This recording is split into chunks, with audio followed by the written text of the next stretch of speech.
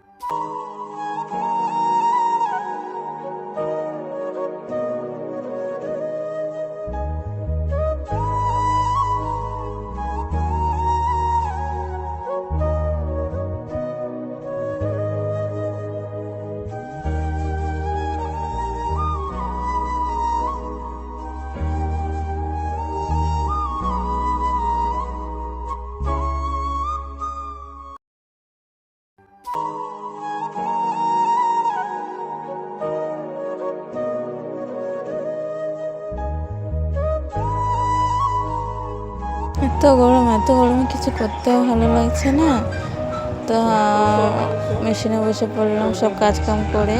তো আজকের মতন টাটা।